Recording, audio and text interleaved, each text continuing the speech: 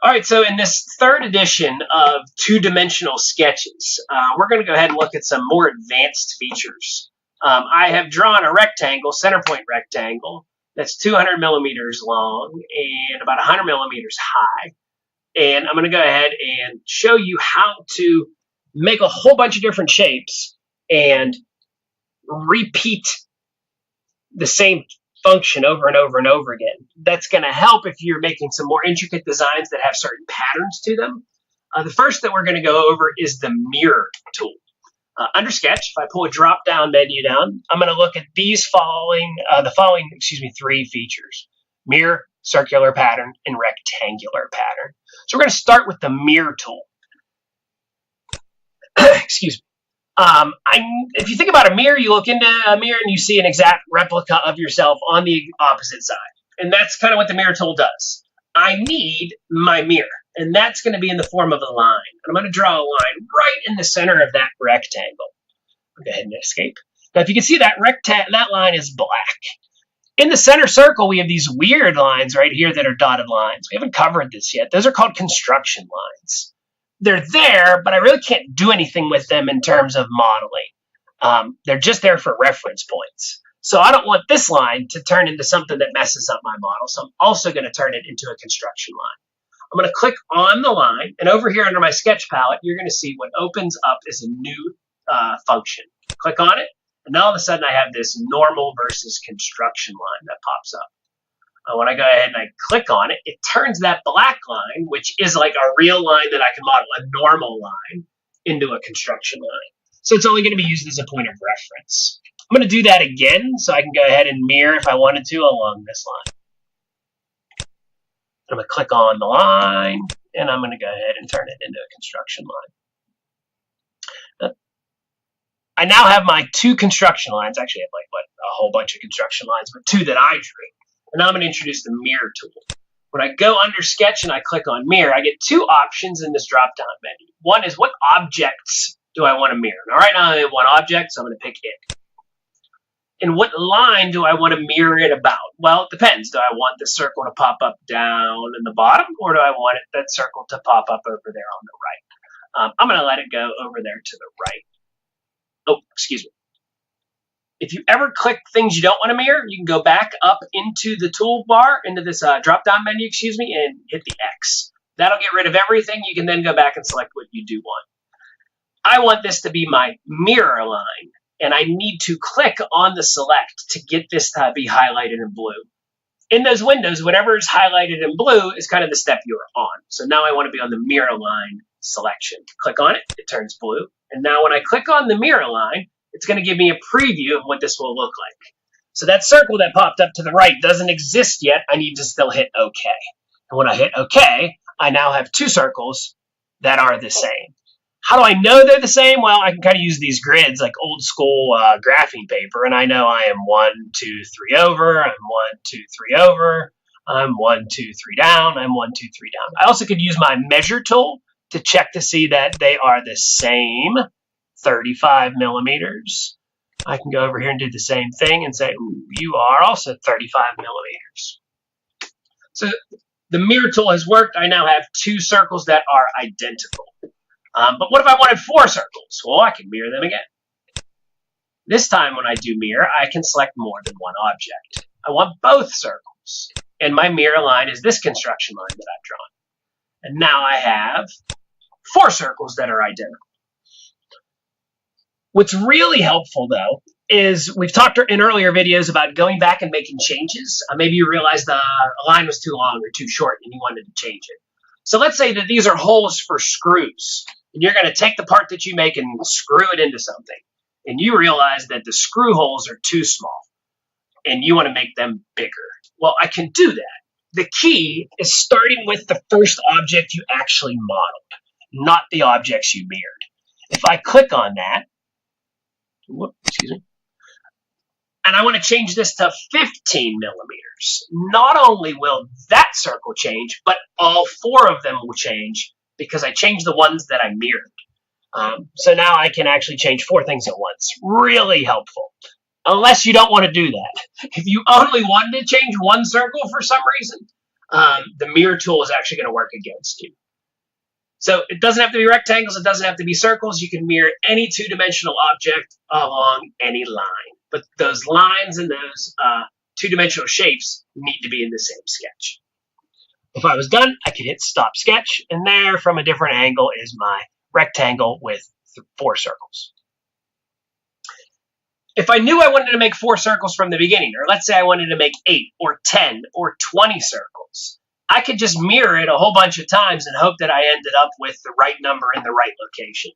That can get a little bit complex, and that's why we have some other tools, specifically the one I'll go over next is called the rectangular pattern tool.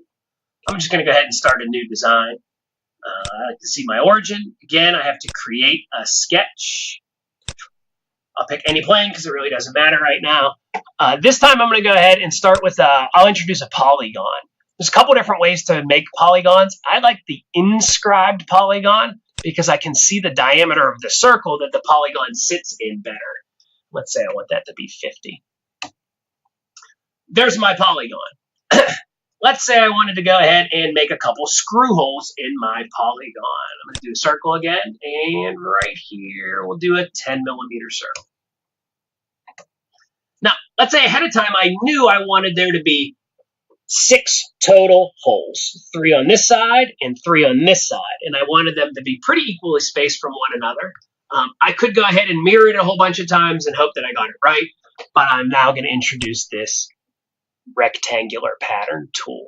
When I click on rectangular pattern, the drop-down window opens a lot more options, a lot more detail. But just like in the mirror, the first thing it wants me to pick, because it's in blue, are the objects I want to pattern, not mirror, pattern. So again, it's the circle. As soon as I click the circle, these 2 arrows pop up, because in a rectangle, you have like up, down versus left, right, height versus length or width or however you want to consider it. So those are the directions I can go. As soon as I grab one of those arrows and I start to pull in a direction, I'm going to hold the left click mouse down as I do this and I move my mouse. You can see, wait a minute, I have 3 circles. The 3 is the default, and that's right here, quantity, and that's right up here in the drop-down menu that I just highlighted in blue under quantity. Well, I go ahead, I went and changed my mind. I want it to be 9 total holes. If I wanted it to be 12 total holes, I could make this 4, and I could go ahead and have 4. I can make that number anything I want and just continue to spread out those circles until I had them in the correct place. We'll go ahead and make it 3 again. Now, it's really nice to have these reference points and to design around the origin because I can see kind of exactly where I need to pull that circle so that I'm kind of equal on all sides. If I had some construction lines, I could do that. I could double check with my inspect tool. I could do it a whole bunch of different ways. And you see I've moved the distance of 50mm. I also now can pull down. I haven't hit OK yet. I've only gone in one direction. You see this arrow has moved with the circle. I'm going to go ahead and grab this arrow and start to hold it in with the left click. It's now turned blue, and I'm going to start to pull down. And again, now it's patterning all of those circles, not just the original circle. So I've gone from 1 to 3 circles, 3 to 9 circles. And they might not be in the exact location I want. I can continue to pull. Since everything's kind of organized, my assumption is it's going to be 50 again, and it is. So I could do that a couple different ways. I can pull until I get to the right distance. If I've already measured it, I can type it in 2 locations. I could go down here, just like when I was making my rectangles. We learned I could just type the value in. I could hit 35. Oh, I hit enter. Once you hit enter, you're kind of back and you are stuck with where you're at. I'm going to go ahead and double click on this little icon. I'm going to zoom in. Do you see that icon right there? That's the rectangular pattern icon. And right-clicking on the icon gave me the option. I'll go ahead and hit to go back in and kind of mess with my rectangular pattern. So once again, how do I go back? Oh, I just hit undo there. You can hit undo up in the top by the save button, or you can just do your classic Control-Z. So again, how do I get to the rectangular pattern? Under Sketch, I select the object I want. The first time I maybe move to the right, and I start to see 3 objects. 3 is my default. I can either pull or I can type in here or up here, 50 millimeters in this case, 50. Then I grab the other arrow and start to pull down. Again, I can just pull until I'm at the right location on my model, or I can type in 50. And then once I hit enter or OK, I now have my 6 holes. In a very similar way to the mirror tool, if I want to make changes, I don't have to change them all. I can double click on that distance, and now I want that maybe to be 5. I want them to be smaller. It's going to go ahead and make them all equally as small and keep that distance between them the same. That is the mirror tool. Excuse me, that is the rectangular tool. It's kind of like doing a mirror twice. It's pretty interesting. And you're going to be able to pick and choose when you want to use those. When it comes to the circular pattern tool, it's similar to the rectangular tool, but kind of like the name, instead of moving in a rectangular, you're going to move in a circular direction. So I'm going to go ahead and start my new design. In a very similar way, I'm going to create a new sketch. This time I'm going to make a circle. So what I want you to think about is like a wheel. If I have a wheel and I was going to go ahead and make a pattern in that wheel, well, that pattern might be kind of cool polygons. Why not?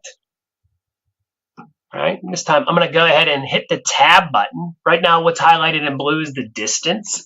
If I hit the tab button, I could actually make that 3 sides. Now it's a triangle. I could put that up to like 30 sides. I could make whatever I want. I just turned it into a triangle. And I hit enter. There's my triangle. Now if I wanted triangles all over this, like little slices of the entire pizza, it's going to be kind of tricky to draw all of those triangles at the correct angles. And how many triangles do I want? I mean, if it's 2 or if it's 4, the mirror tool might work. The rectangular pattern tool might work, but what if it's like 30 of them? That's where the circular pattern comes in. A very similar drop-down menu pops up. It's kind of like a hybrid between the mirror and the rectangular pattern. But again, it wants me to select the object first. That object is going to be the lines of this triangle. And now it wants the center point of my circle. And there is my center point. Again, the default is 3, and you can see that 3 triangles have popped up. In this term, or in this sense, equidistant is more like degrees. So they're going to be 120 degrees away from one another. If I went ahead and made 3 5, they would be equally distant away from one another again. If I didn't want them to be equidistant, if I wanted them all on one side, I could actually under type, pull this drop-down menu and pick an angle. If I wanted them on just half, that's 180 degrees. If I want them on a quarter of the circle, that's 90 degrees. And if I was like, hey, I want to go back and put it on 360, excuse me, I could go ahead and do it around the entire, or I could go back up to full. So I could continue to say, what does 10 look like? Oh, that's pretty cool. So I could pick 10 triangles and pattern them. But those are 3 different ways to take 2-dimensional objects and start with one of them and then kind of place them in a symmetrical pattern, whether it's just one mirrored on another side, whether it's a rectangular pattern or a circular pattern. So hope that was helpful. Thanks.